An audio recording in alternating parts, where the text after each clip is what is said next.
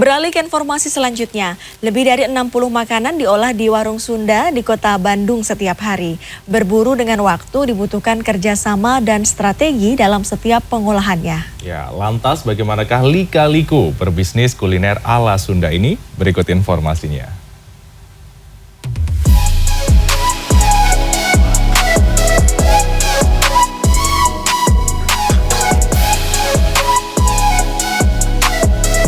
Ya Allah, perih banget ini.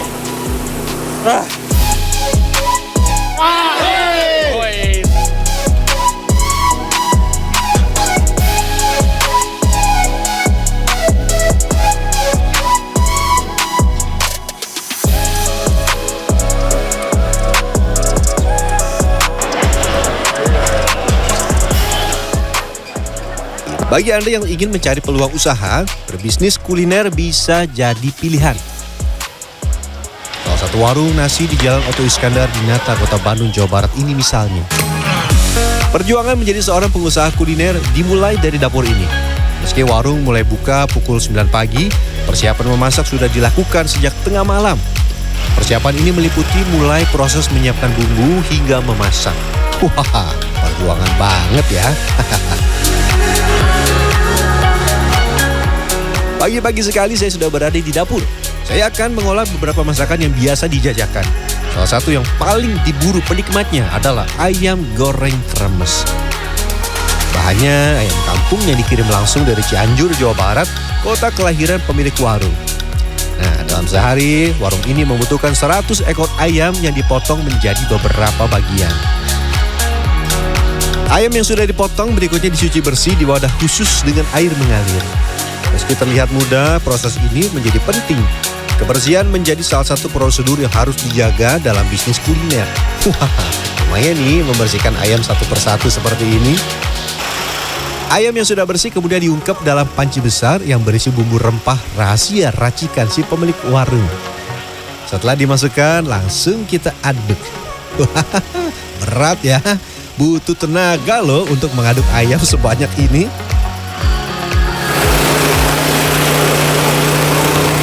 Oke, semua ayamnya sudah dimasukkan ke sini, jadi masuk ke proses berikutnya namanya perebusan. Setelah 30 menit, ayam diangkat. Waduh, panas banget ini. Hati-hati ya saat mengangkatnya.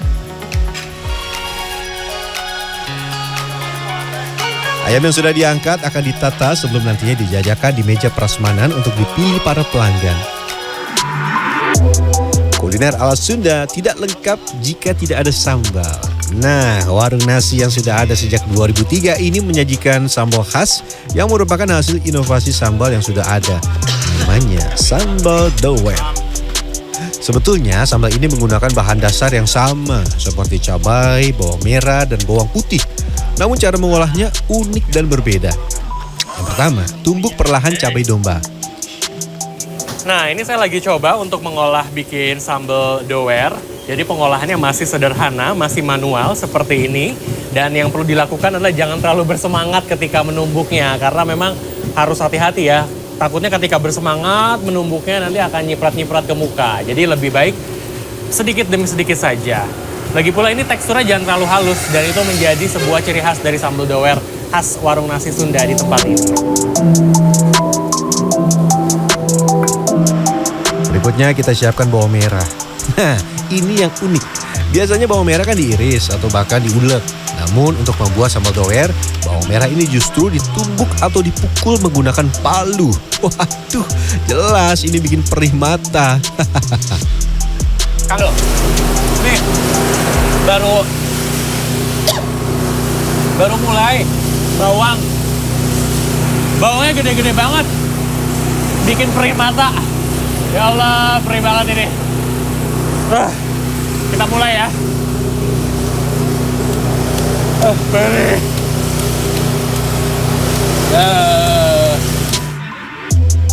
Penggunaan teknik penumbukan pada bawang bertujuan tekstur bawang merah tidak sepenuhnya hancur, sehingga dalam sambal akan benar-benar terasa rasa bawangnya. Seluruh bahan yang sudah ditumbuk untuk sambal berikutnya akan digoreng hingga matang. Inilah proses akhir pembuatan sambal dower agar semua bahan matang dengan sempurna. Setelah tercampur, yuk kita aduk. Waduh, ini sambal doernya udah bikin ngiler banget. Ini ngaduknya juga usaha banget karena dari cabenya sendiri aja udah 30 kilo dari cabenya sendiri. Nah ini belum juga ditambah sama bawang, kemudian juga ada campuran-campuran lainnya. Jadi ngaduknya ini harus benar-benar bertenaga. Tapi yang jelas meskipun belum mateng, wanginya udah kerasa banget. Jadi saya penasaran gimana rasanya, apakah benar-benar bikin bibir doer? Kita lihat nanti. Yuk Kang, cukup segini ya. Aduh. Kok ngaduknya makin berat ya? Kita tinggalkan saja, kita kasih ke ahlinya. Nih Kang. Oh gitu ngaduknya. Oh saya kan tadi diangkat ya. Ternyata dia digini. Warung nasi khas Sunda ini memiliki lebih dari 60 masakan yang diolah setiap hari. Bukan hanya ayam goreng, kremes, dan sambal, tapi juga ada olahan lain seperti perkedel kentang, perkedel jagung, aneka olahan ikan, dan aneka sate jeroan.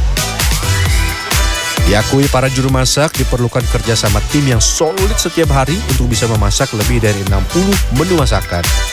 Berpacu dengan waktu setiap hari, lebih dari 30 karyawan bertugas memasak di dapur yang sibuk ini. Nah ini beberapa makanan sudah siap dibawa untuk ke bawah. Jadi kita turun ke lantai 1. Ini turun lantainya nggak cuma 1 lantai, 2 lantai loh. 4 lantai turunnya. Waduh lumayan.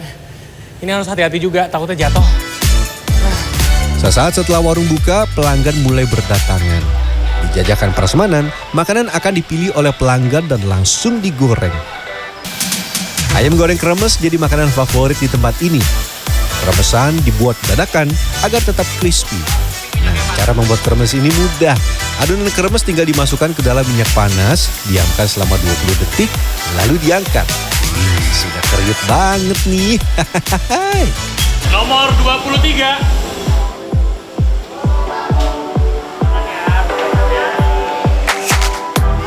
Buka mulai 9 pagi hingga 9 malam, kedai nasi ini tidak pernah sepi. Rasa rumahan yang otentik dengan harga relatif ramah di kantong, jadi daya tarik warung nasi khas Sunda.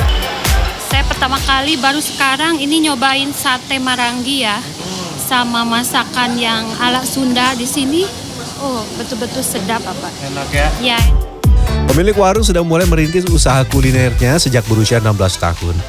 Kalau saya bilang kalau ingat prosesnya dulu ya, istilahnya kayak berdarah-darah kita tuh. Jadi perjuangannya jatuh bangun.